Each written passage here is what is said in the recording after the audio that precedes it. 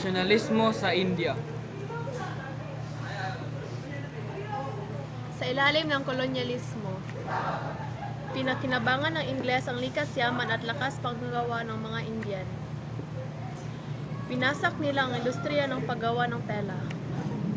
Nagpatupad din ng mga patakarang pampolitika, pang-ekonomiya at panlipunan na hindi katanggap-tanggap sa mga Indian.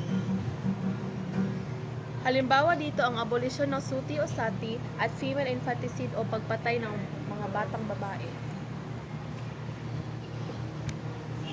Sanhi ng galit at pag-aalsa. Racial discrimination o pagtatanggi ng lahi. Noong Abril 30, 1919, nangyari ang Amritsar Massacre kung saan 400 na Indian ang namatay at 1,200 ang nasugatan. Pag-aalsa, noong 1857, naganap ang Sepoy Mutiny.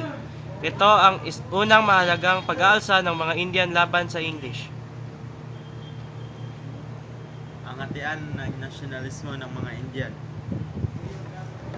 Relihiyon ang naghahati sa India. Kapwa bumubuo ng isang samahan ang mga Hindu at Muslim. Itinatag ang Indian National Congress sa pangunguna at paggabay ng isang English na si Alan Hume noong 1884 hanggang 1885. Itinatag naman ng mga Muslim ang Muslim League noong 1905 sa pamumuno ni Muhammad Ali Jinnah.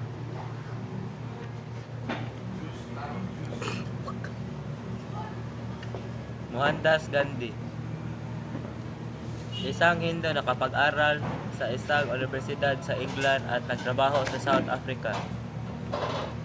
Nais niyang makamit ang kalayaan sa pamamagitan ng mapayapang paraan o non-violent means. Ang mapayapang paraan niya ng paglalabas ng katotohanan o satyagraha, pagdarasal, meditasyon, pag-ayuno o fasting at pag-boycott o hindi pagbili ng produktong Ingles.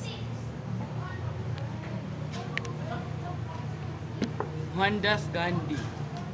Nagbibigay siya ng inspirasyon at gabay sa mga mamamayan. Labas-pasok siya sa kulungan. Tiningala ng mga Indian si Gandhi o tinawag siyang Mahatma o Great Soul. Enero 30, 1948, si Mohandas Gandhi ay binaril ng isang panatikong Hindu na tumutol sa hangarin niya na mapag-isa ang mga Hindu at Muslim ng isang nasyon. Kalayaan ng India.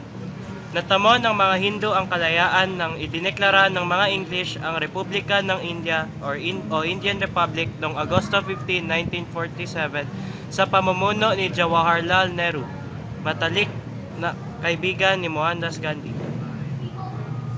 Ang bansang Pakistan ay naitatag at ang kalayaan sa naturong petsa sa ilalim ng pamumuno ni Muhammad Ali Jinnah.